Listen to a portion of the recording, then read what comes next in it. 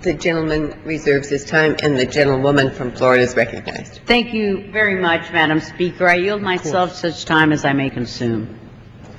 The gentlewoman is recognized. Thank you. Madam Speaker, I am saddened by the need for this resolution. The death of Polish President Lech Kaczynski, his wife Maria, and 94 other Polish officials and citizens in the plane crash in Russia on April 10th was a sudden, unexpected, and truly a tragedy for the nation of Poland.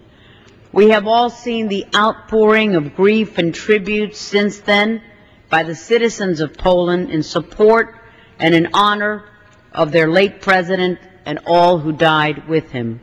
There is little that we can here do today to add to the honors bestowed upon the departed by their very own countrymen.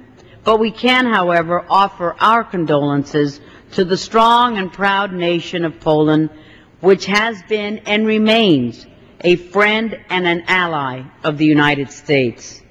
Despite the loss of their president, we can be certain that the Polish people will continue on the road toward democracy, prosperity, and security, the road that they have traveled since they broke free of the grip of communist authoritarian rule in 1989.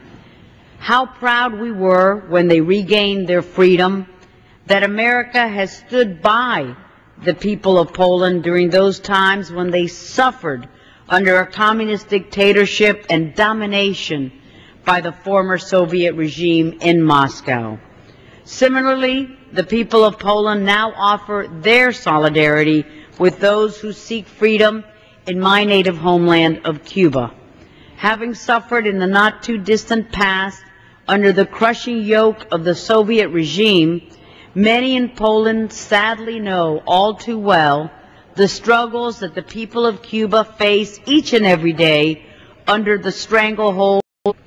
Poland's support for human rights and democracy in Cuba illustrates it has not forgotten its past sufferings, nor the strength that it received from the solidarity of others.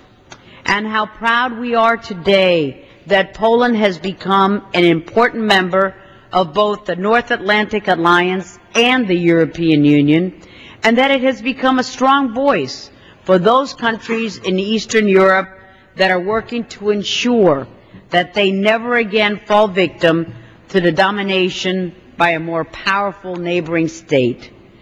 President Kaczynski was in fact an important leader in an effort to ensure that the hard-won liberty and democracy today enjoyed by Poland and other nations of Eastern Europe is not bartered away.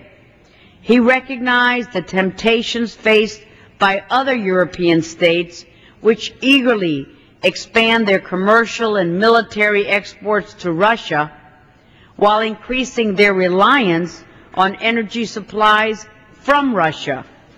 He would not succumb to those Russian manipulations and coercions. The late Polish president was a voice that may have been unwelcomed among some in the councils in Brussels, but it was a voice that was heeded. Moreover, Madam Speaker, under his leadership, Poland continued as a strong friend and a staunch ally of the United States, supporting military operations against extremists in Iraq and in Afghanistan, supporting America's efforts to create long-range missile defenses for both Europe and the United States, participating as a full partner in NATO, supporting the expansion of democracy everywhere. There are those in Europe who, while enjoying the security commitment provided by the United States through NATO, nevertheless feel free to criticize America's initiatives to fight extremism and address threats around the world. President Kaczynski was not one of those voices.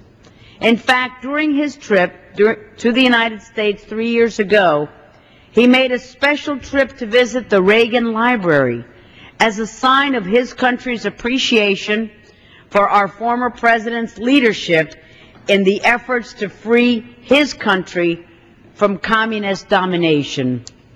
President Kaczynski valued this support and offered Poland support in return. Madam Speaker, we express our condolences to the people of Poland on the loss of their president, his wife, and so many of the leading officials and countrymen. At this time and in the future, America will forever remain a friend of Poland. With that, Madam Speaker, I reserve the balance of my time. The gentlewoman reserves. The gentleman from Massachusetts is recognized. Madam Speaker,